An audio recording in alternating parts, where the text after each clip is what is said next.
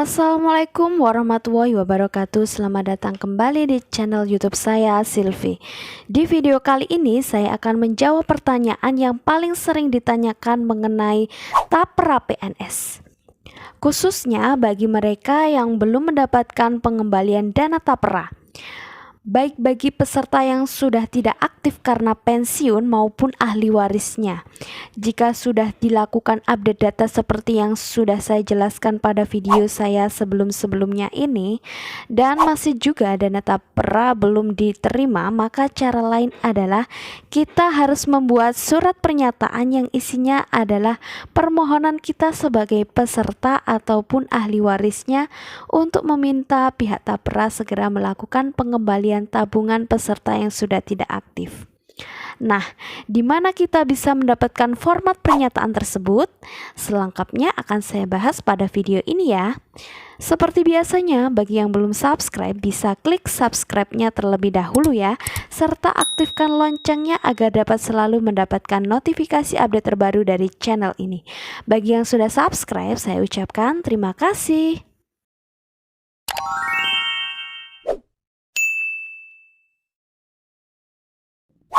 Format pernyataan yang bisa digunakan sebagai persyaratan pengembalian dana tapra atau taprum PNS pensiun maupun ahli warisnya bisa kita dapatkan juga melalui website tapra ya. Langsung saja kita buka Google Chrome atau Mozilla Firefox, kemudian ketikkan format pernyataan pengembalian dana tapra. Akan muncul banyak pilihan seperti ini ya. Kita pilih yang surat pernyataan. Kemudian akan muncul format surat pernyataan pengembalian taprum. Kemudian pada bagian download kita klik download ya. Nah, dan isinya seperti ini. Surat pernyataan ini digunakan untuk PNS yang sudah memasuki batas usia pensiun namun masih belum menerima tabungan tapranya. Selain itu bisa juga digunakan untuk ahli waris. Pada form pernyataan ini kita pilih salah satu ya. Jika yang belum menerima adalah peserta pensiun yang masih hidup, maka kita coret yang ahli warisnya. Tetapi jika PNS yang memiliki tabungan tapra sudah meninggal, maka akan digantikan dengan ahli warisnya. Data yang harus dipersiapkan untuk melengkapi berkas bagi PNS pensiun cukup dengan surat pernyataan ini ditambah dengan 2 dokumen, yaitu fotokopi surat keputusan pensiun atau SK pensiun, atau bisa juga menggunakan KRIP. Kemudian yang kedua adalah buku tabungan saja ya. Kemudian untuk ahli waris, dokumen yang harus dipersiapkan bersama dengan surat pernyataan ini yaitu fotokopi surat keputusan pensiun atau KRIP, kemudian fotokopi halaman depan buku tabungan, kemudian ditambah dengan fotokopi surat keterangan ahli waris. Nah, untuk surat keterangan ahli waris ini bisa didapatkan dengan meminta pada kantor desa tempat tinggal ya. Surat yang isinya menyatakan bahwa yang memohon pencairan tabungan tapra ini memang betul-betul ahli waris yang sah dari pemilik tabungan ya. Kemudian berkas selanjutnya yaitu fotokopi KTP seluruh ahli waris jika ahli warisnya lebih dari 1 orang. Nah, mengapa syaratnya meminta fotokopi seluruh ahli waris? Jika ahli warisnya lebih dari 1 orang. Hal ini dikarenakan agar seluruh ahli waris dari pemilik tabungan tapra mengetahui agar di kemudian hari tidak terjadi masalah.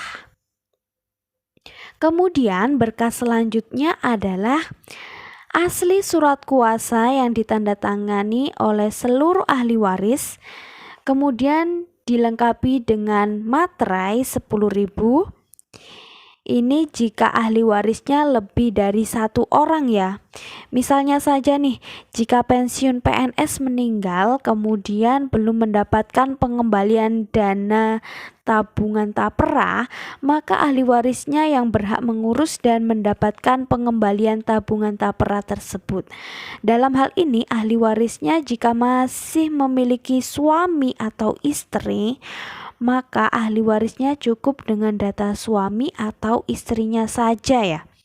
Tetapi jika suami atau istri sudah meninggal, dalam hal ini ahli warisnya jatuh kepada anak-anaknya.